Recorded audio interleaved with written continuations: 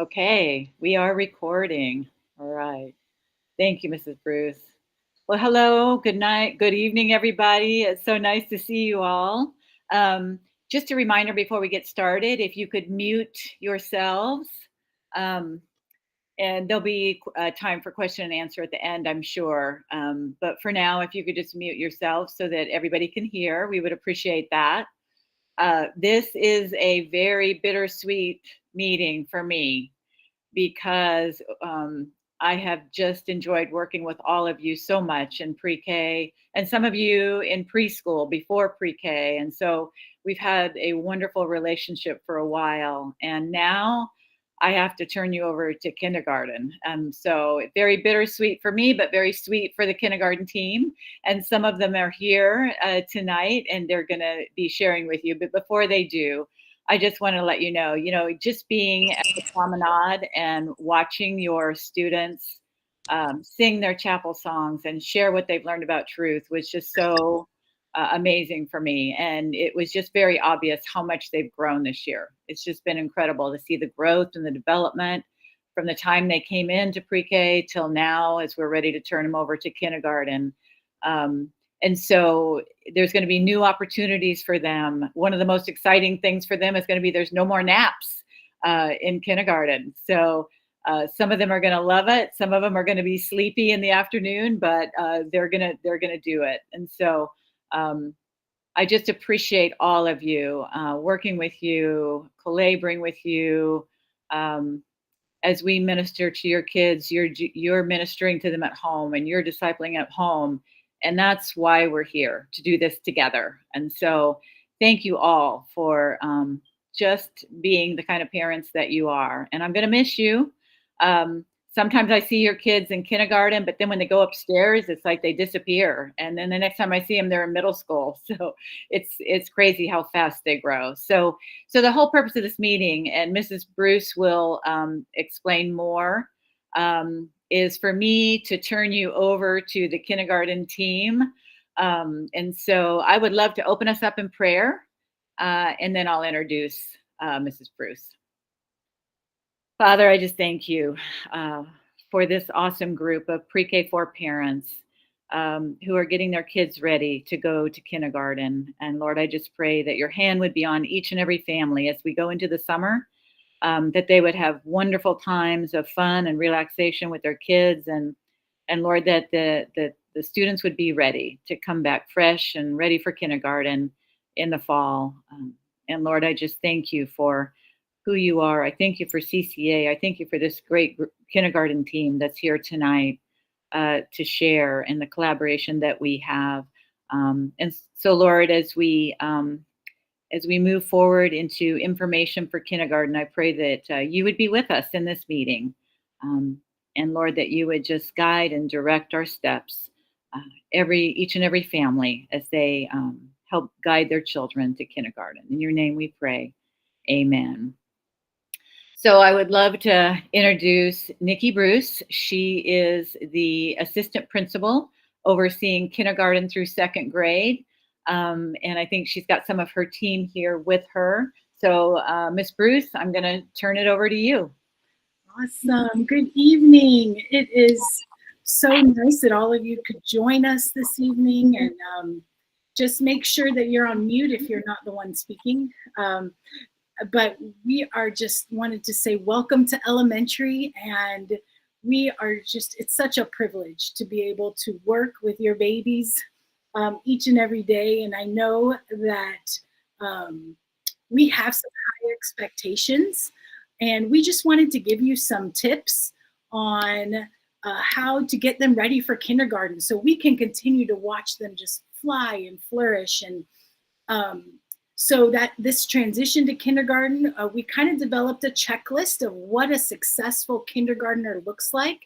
And I brought along a couple of our kindergarten teachers who have many years of experience and tons of knowledge about child development. And they're going to be sharing some practical ways to prepare your child for this next step.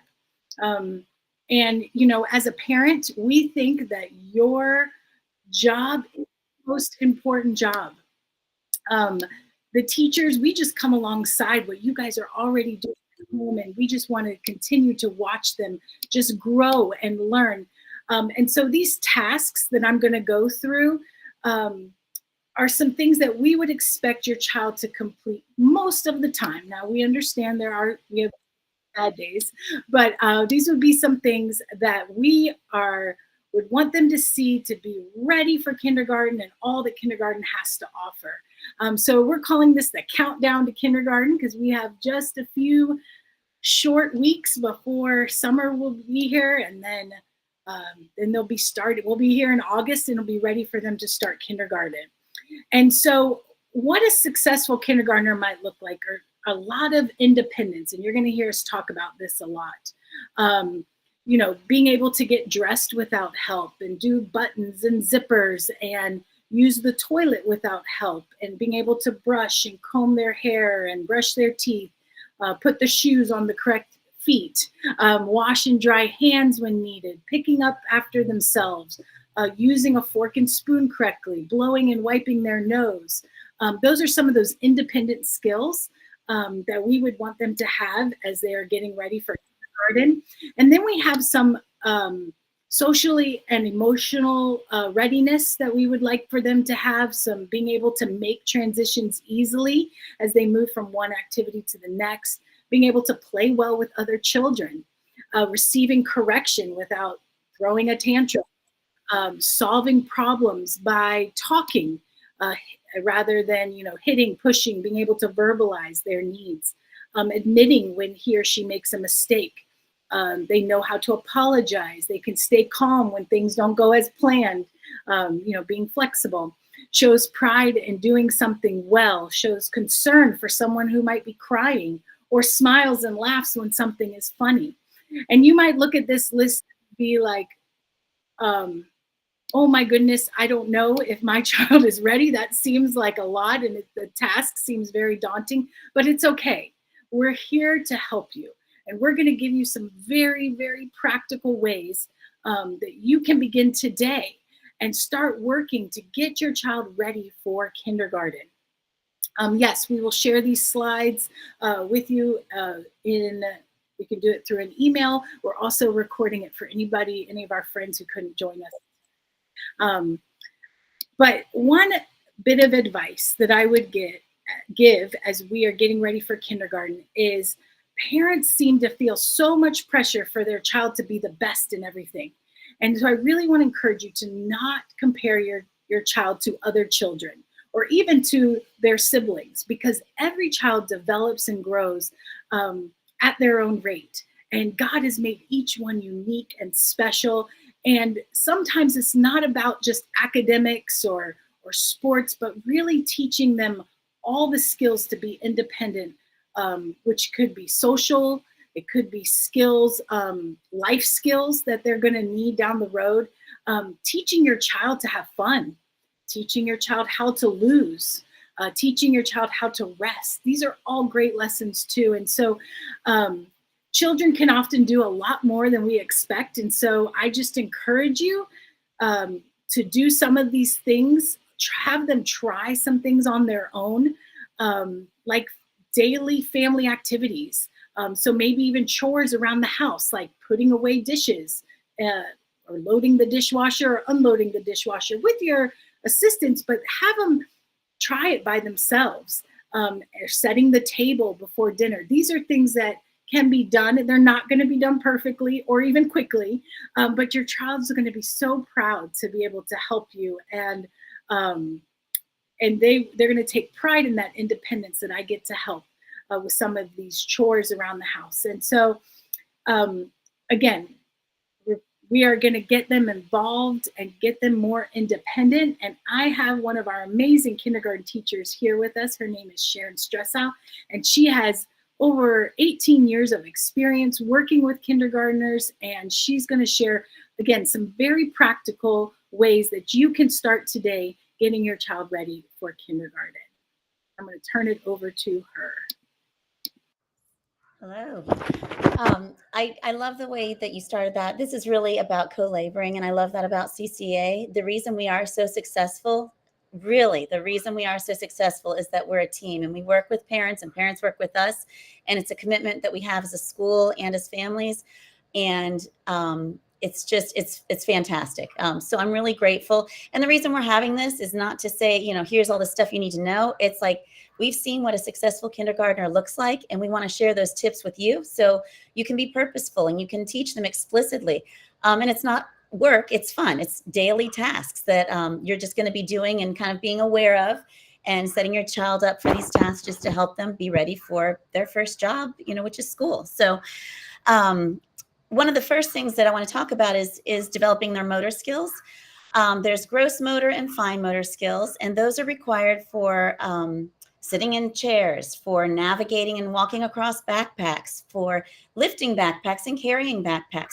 There's a lot of kind of skills that come into kindergarten that we might not really think about or plan for, but a little bit of work beforehand can get them ready for that.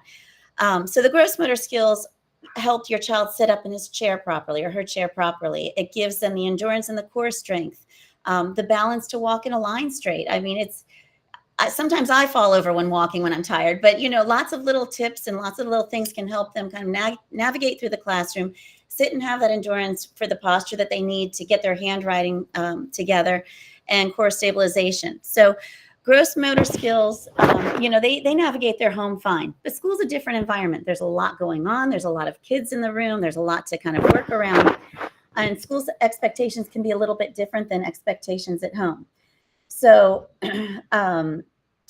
one of the first things is navigating the backpacks, just teaching them, getting them comfortable with how to wear them on their back, how to carry them, the right posture for it, putting 2 straps on. And some of the things that you can do to help your child with their gross motor skills or with their large muscle skills is playing. I mean, play is going to be the answer really to anything I'm going to say what they need for kindergarten. They need to play.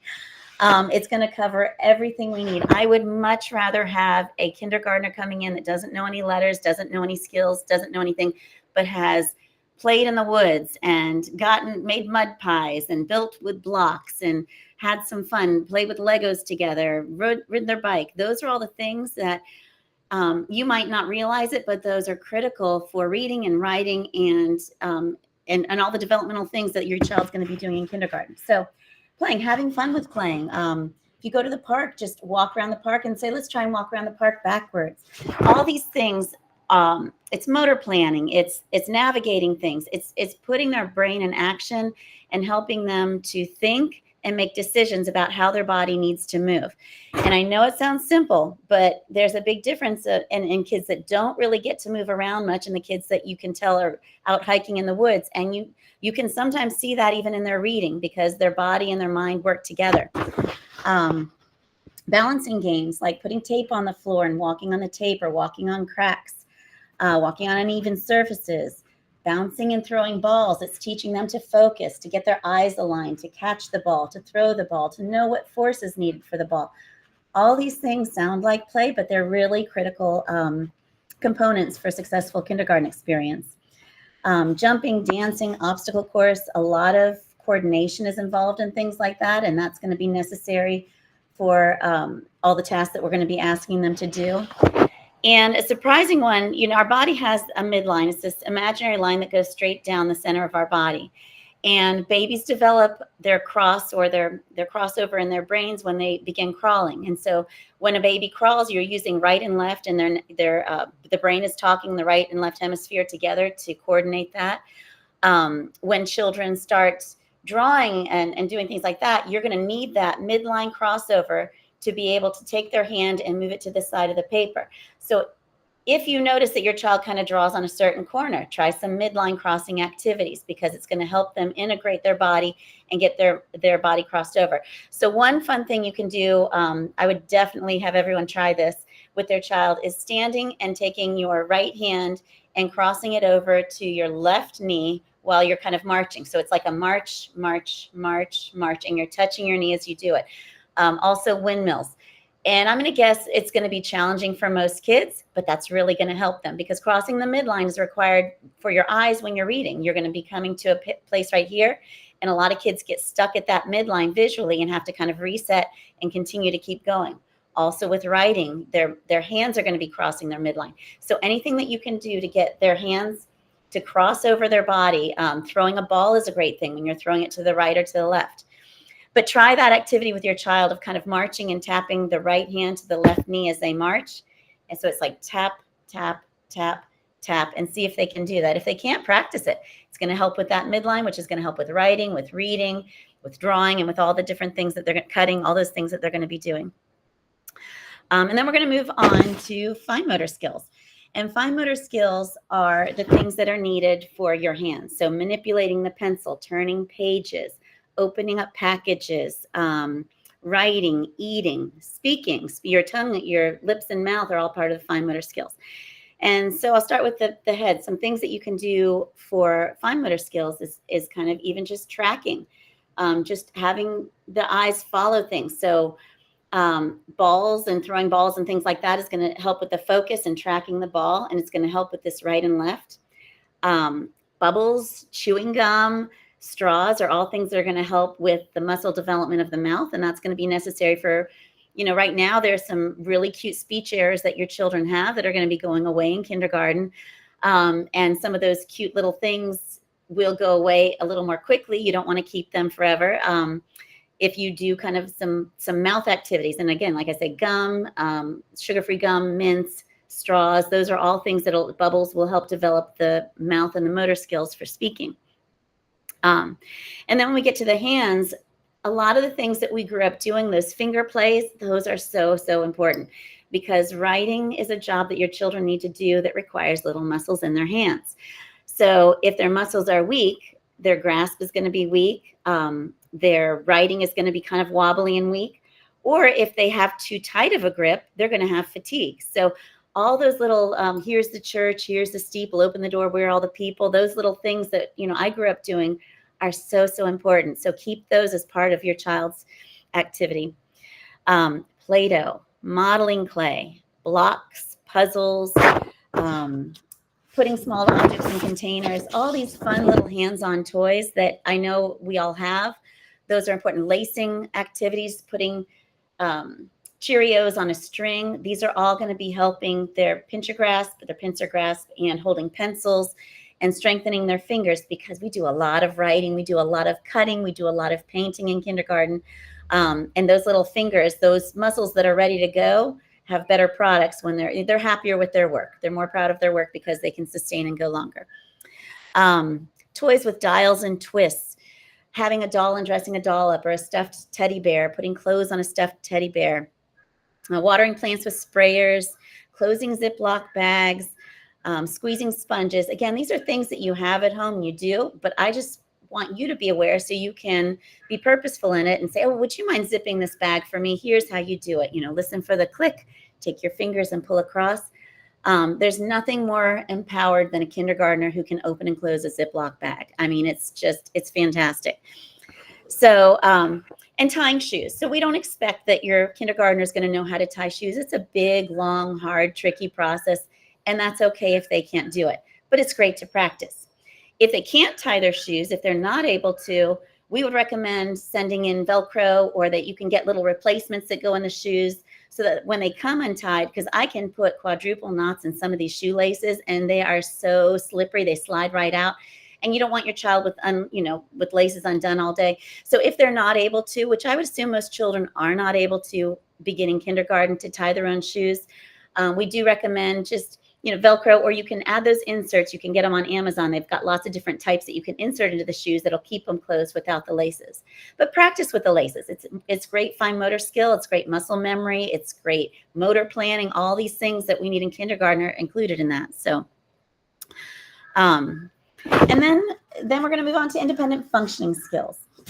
And this is a touch. You want to read? Is there another slide for that, Ms. Bruce? Or am I'm jumping ahead, aren't I? Yep, I'm sorry. It's time for another amazing kindergarten teacher, Miss Kathy Shunk. And she's going to be coming on now, and she's going to be talking about concept skills. Good evening, everyone. Thank you for being here. Honor and a privilege to be here. I can't wait to start meeting some of you and see your little ones walk through our hallways. It's just such a thrill to be in kindergarten. It's a very interesting age to teach because the kids come in and they're at all different levels. They're all over the place. Some can already read a few words, some don't know letters and sounds altogether, but that's okay. Because somewhere during the year, it all kind of comes together and it all begins to balance out toward the end of the year. It's truly amazing to watch that happen. And you begin to see a shift toward a greater level of independence toward the end of the year and social and emotional maturity. I always tell the kids after Christmas break, when they come back in January, they all look bigger to me. They've all significantly grown and they're all always more grown up. It just seems that way. So it's kind of fun watching them grow throughout the year. Listening and following directions are probably two of the most important skills for a successful student, really at any age. But in kindergarten, these two skills are very, very important in developing concept skills in their learning.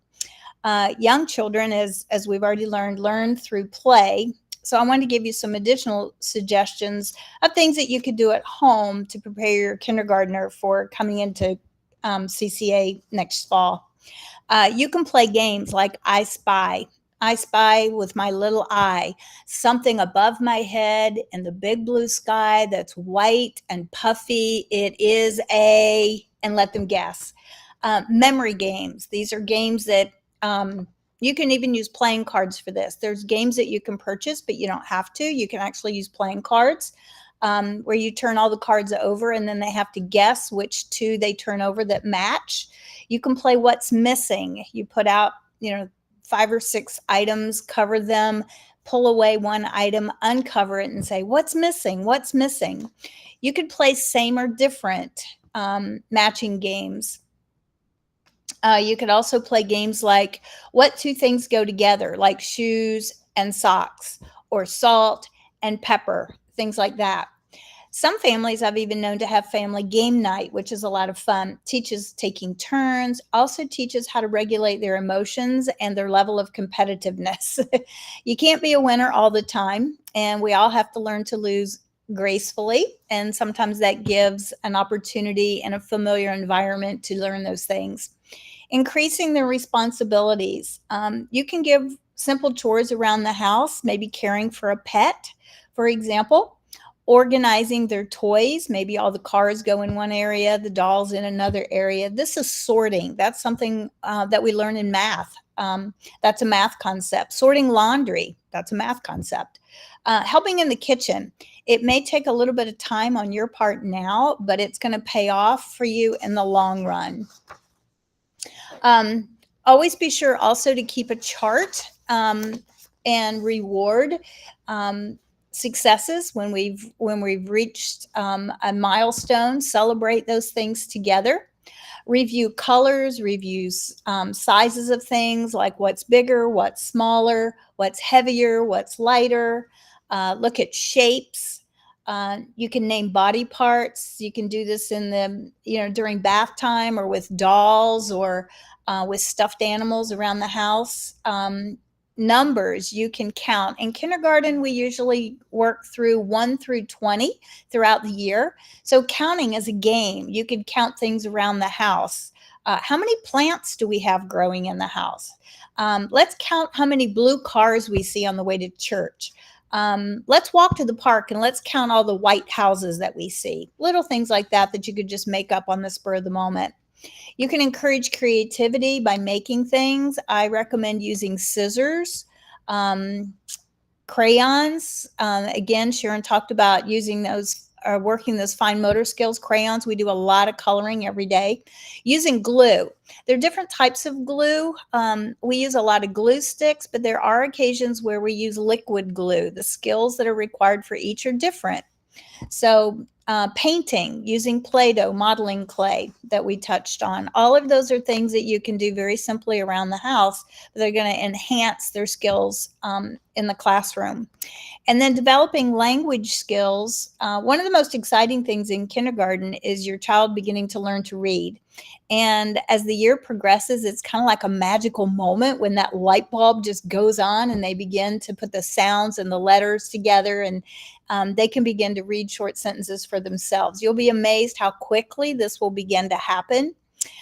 There's a phrase that I read years ago, and I like this because it really talks about co-laboring, is children are made readers on the laps of their parents. So you can help the process by reading daily to your child, even just 10 minutes a day. I used to do this with my son when he was young. He used to think that he was stalling his bedtime with having me read him a story every night. So actually, I was using that as a constructive time, but he thought he was getting to stay up a few minutes extra. So that's the co-laboring, reinforcing what we can do in the classroom and vice versa. Talk about the story that you read. Have your child retell the story to you. Sometimes they may add things, sometimes they may not. Their creativity, their imagination begins to come out. You can begin to show that printed words have meaning, such as driving down the street and seeing a stop sign. You can point that out. Words on food items that you might have across at the home that you can point out. Things like ice cream on an ice cream container or popsicle. Just pointing out words have meanings. Playing with magnetic letters. You can use a cookie sheet. A lot of people used to put them on refrigerators. A lot of refrigerators you can't use magnetic letters on anymore. Or you could use foam letters in the bathtub. You can begin by spelling their name. Many of them already know how to spell their name, but you could start with that, sounding out letters. You can clap out parts of words like Calvary. Those are syllables. So a lot of the children in kindergarten, they really enjoy doing that. If we say a big word, they all want to stop and clap it out. So we do that.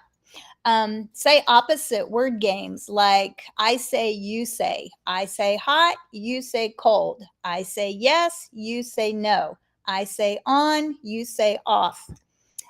You can read rhyming books. I love Dr. Seuss books. Those are great. I am Sam, Sam I am. Those books are also filled sometimes with nonsense rhyming words as well. You can make up your own rhyming words. Kids are real creative. So what you're doing is you're exposing them to concepts that they're going to bring into the classroom that then we can build upon. So just have fun with it. Many of our CCA families are bilingual, and we've run into a variety of different languages. The predominant is probably Spanish or Portuguese, and some are a little bit anxious with their student gaining English proficiency. They're concerned a little bit about their ability to assist their children with things that they have to do at home, like spelling. Not to worry, though, because I encourage you to go ahead and maintain your heritage language or your native language in your own home. And if you need to read to your student in another language, please do so. Many of the skills that you're showing them are transferable to the classroom. So things like how to hold a book, which direction it goes, reading from right to left, tracking those words, how to turn the page gently, how to locate the title, the different parts of a book. All of those things are going to be transferable to things that we're going to be doing in kindergarten as well. I always like to give my bilingual students also chances to use those skills in class, in prayer time, and different opportunities that may come up throughout the year. Just talk with your child, have a conversation. Many of them are very humorous to talk with. They have great senses of humor. They tell great stories. So start a conversation. Maybe like, well, tell me about the play date you had today. What did you do? Tell me about your favorite place to go. Is there a place you went that you'd like to go back to sometime? What do you like so much about the park? What is that one particular thing that you really like to do when we get there? One question I used to ask my son a lot, he would do something and I would say, how did you do that? And then he would give me an explanation of what he did and how he did it and how he chose to do what he did and the steps involved. And it was really quite interesting. Talk about the steps to do something, maybe like making cookies. What do we need to do first? What do we need to get out of the refrigerator? Describe things using your senses. When we bake the cookies, what do you think it's going to look like when we put the eggs in? How do you think they're going to smell when they're in the oven? Are we going to hear anything? What's it going to feel like when we open the oven? You better stand back because it's going to be warm. What are they going to taste like when we get them all finished? So talk to them using their senses as well. Ms. Trussell is going to talk a little bit more about independence, and then we'll come back to social skills in just a few minutes. So this one is hard because it gets the mamas. And I understand as a mom, I understand how much I love doing things for my kids. And we're going to ask you to keep being an amazing mom, but we're also going to ask you as parents to start letting them fly a little. So this is the age when they turn 5 to 6 where they're going to start moving away from the mamas as their comfort and identity. They're going to start looking more towards dad, especially the boys. They're going to start turning more towards dad and looking towards dad and seeing what he's doing, or the male in the family. And I'm sure you're hearing all these things and thinking, we do all that. We know, and we thank you for that. The play that we're talking about, the independent functioning, we want you to know that we know you're doing it, and we want to encourage you to do more and more of it, and let you know how important what you're doing is to us and our job. We're very grateful for all that you do and the time that you put into doing these things with their children, because it helps us have a successful year with your child. So at this age, children do want to become independent. They don't know how to do that quite yet, but they do want to and strive to kind of have their own autonomy, make their own decisions, do their own things. So I don't think they realize how much they can do, and the confidence that a kindergartner has when they can do their own things is huge. So I want to kind of walk you through our day and the different types of independent activities that your child is going to be doing. So when they come in, they're going to be unpacking and organizing their materials and putting, their lunches in a certain section, their lunch cards in a section, and a folder in a section, and sitting down. They're going to be taking care of their own supplies. So in our kindergarten classes, most of us the children have their own supplies. So if they break a crayon, they use a broken crayon. And it's just kind of learning how to take care of their things. If they lose a pencil, they have to find and solve their problem and get their pencil. And a lot of this is what they're doing in kinder or preschool right now, but we have a different level of expectation, and you'll see first grade's even a higher level there. Opening snacks and their waters by themselves. So at my class, they have scissors, so they don't ask for help opening anything, but that's something that you can be doing at home too. If you give them a little package of chips, teach them how to hold it, pull it apart, and open it by themselves. Teach them how, to open their water bottles or to refill their water bottles if they're refillable, how to open them up and fill them. Eating. This is, it sounds funny, but the kids might, they might come in with an apple, but not quite know how to eat a whole apple. So teach them how to eat their fruit, to peel their oranges, to peel the banana. A trick is do it like monkeys and flip it upside down. So you've got the bottom part and pinch the top twice in 2 different ways. And they're much easier to peel that way. Monkeys taught us that. Don't peel it the way that people usually do. It's a lot harder. Their buttons and their buckles and all those things, it's okay if they need help. We're not, terrible about not helping the children, but the pride of a kindergartner who can buckle their own pants or put their own snaps on and do that themselves is huge. Shoelaces, we talked about. Packing their own backpacks. You can lay out their things that they need and teach them how to fold their jacket. Teach them how to put their jackets on. A little trick too is putting the little hood over their head if it has a hood and letting it fall, and then finding the arm, or putting them like it's a shirt face down on a table and then sticking the arms through and pulling it over. But the independence of putting on their jackets or backpacks by themselves, and going to sleep. They're going to be missing their naps, and we work them hard. So I want to warn you, they will be falling asleep in the car ride home. I would say 50% of them for the first month. You're probably going to want to up the bedtime. I know a lot of families do 7 o'clock bedtime the first, beginning of kindergarten, just because there's a lot of work, and teaching them that if you choose to go to sleep, you're going to be a better, learner in the school day, and giving them kind of that buy-in for it. We talked about giving them jobs. One important thing is learning how to ask for help. So if you see your child struggling with someone, let them struggle. Just like the butterfly, let them struggle. And let them wait for them and see if they're going to come to you and say, can you please help me? And if they do, say, let's see if we can do this together. Let me show you how to do this, and start empowering them how to solve their own problems and giving them that autonomy.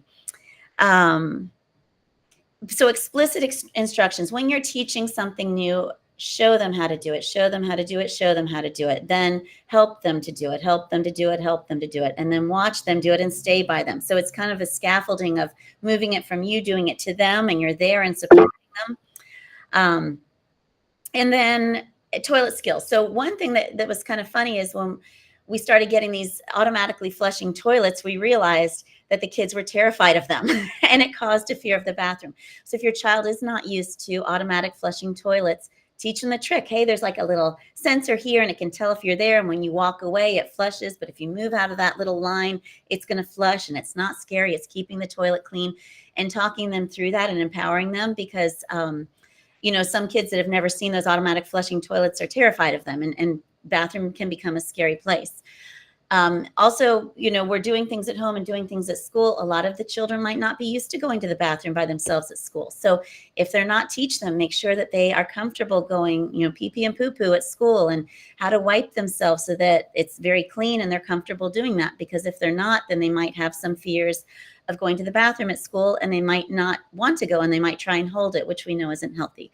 So just making sure that they're empowered, even washing their hands, just teaching them how to get the soap, scrub it. Sometimes moms help get the kids' hands clean, teach them how to do that fully all by themselves.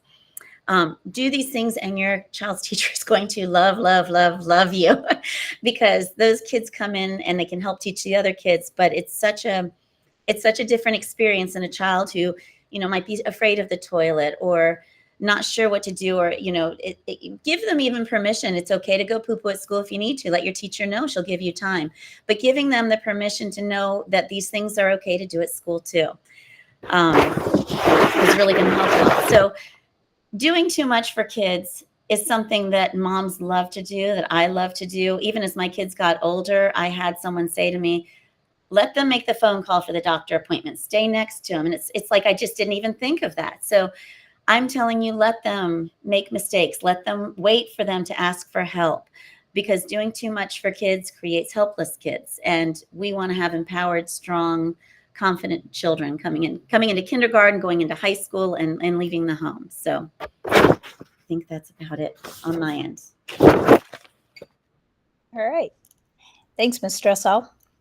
Now we'll focus a little bit on social skills. Understanding their feelings helps the children know how to express themselves and how to behave in different situations at school and other places as well. Understanding the feels of others helps children build strong friendships and learn fairness and learn compassion. So social skills are also life skills. So because the classroom setting is a little bit different than the home setting, I'll give you some examples of some of our classroom expectations that you can practice at home to help in the transition as well. When you're giving directions or correction, be sure that you keep it very simple and practical, such as keep your hands to yourself, or will you sit down, please, rather than will you just be good, okay? What is good? They need something a little bit more than that. So be very specific. Model the good behavior in using polite words such as please and thank you and you're welcome and excuse me. Many of the children already do that. They do it more with adults probably than they do with each other, but we try to encourage that they talk that way to each other as well. Use the golden rule, treat others as you would like to be treated. Practice waiting to talk. Many children, they're so excited when they come into kindergarten. They want to share. They usually say the first thing that pops into their mind over and over and over. So we teach them strategies of what to do to show that they need to talk. If it's in a classroom setting, obviously we raise our hand until we're called on. But if we're in a group or we're outside, and particularly if we're talking with another adult, we ask the children to take their hand, lay it on our arm or forearm. We will take our hand, lay it on top of theirs to acknowledge that, yes, we know they're there. And as soon as we get an opportunity, they will have their turn to talk. So it kind of keeps them from just butting into a conversation that they may not be familiar with the situation. Practice calmly asking for wants and needs. In the classroom, if they start whining, that's going to be a habit that is learned that we're gonna try to help them break. So I have this thing, there's no whining in kindergarten. inspire independent thinking, creativity, and imagination. You can do this with pretend play, dress up, boys as well as girls. Use dolls, use puppets. Sometimes you don't see puppets as often as you used to, but they're a great way to retell stories and to just have fun. You can also use kitchen items. They can be real from your own kitchen, or they can be pretend items that you find. Also, we ask that you manage their daily routines and keep them in a structure as best possible. That would be in managing their screen time that they have at home, but also their bedtimes, as Sharon alluded to earlier. Kindergarten is a very, very full day. About every 15 to 20 minutes, we're doing something different. And it is a time that naps are over. And there are times when we will have children that will fall asleep either on their way home or sometimes even before they make it all the way through dismissal. So it's really a joy to work with this age group. I can't wait to have your students coming into our kindergarten, what we call the kindergarten hallway. It's such an exciting time. And I'm just thrilled year after year when we get our new group of students in to watch them grow. So I'm going to turn this back over to Mrs. Bruce at this point. Can I pop in, Miss Bruce? Just a couple of thoughts with the social part.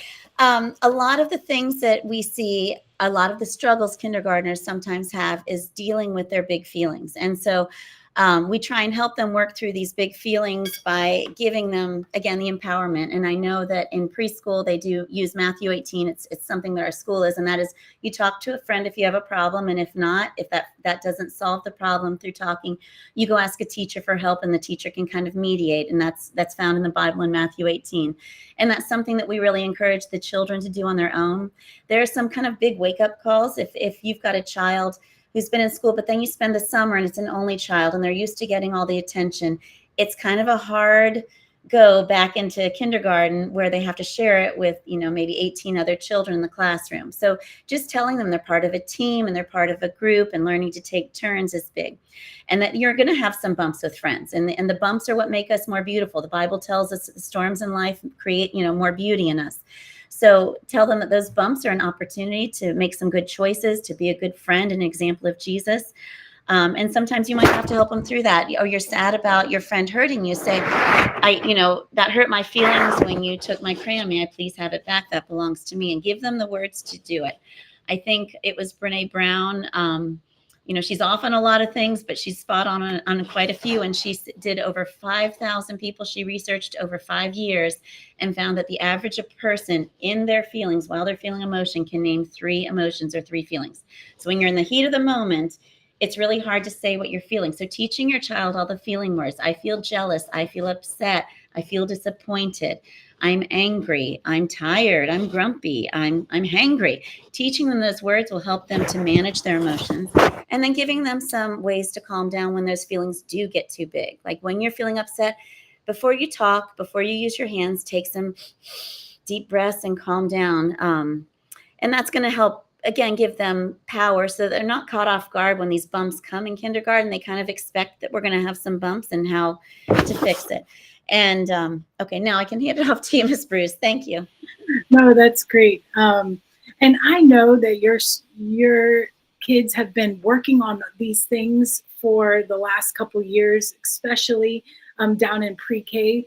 They are working on all these things. We're just trying to give you some really practical ways that you can continue to build on these skills, the language skills and the concept skills and those motor skills, just so that when they come into kindergarten, that they are ready, that they are confident, and they are going to have success when they get there. And so it's such a privilege and honor for us to be able to work with your children every day. And we're really excited about what God has in store for next school year as we start this kindergarten journey together. So we just really appreciate you being here this evening and giving us your time.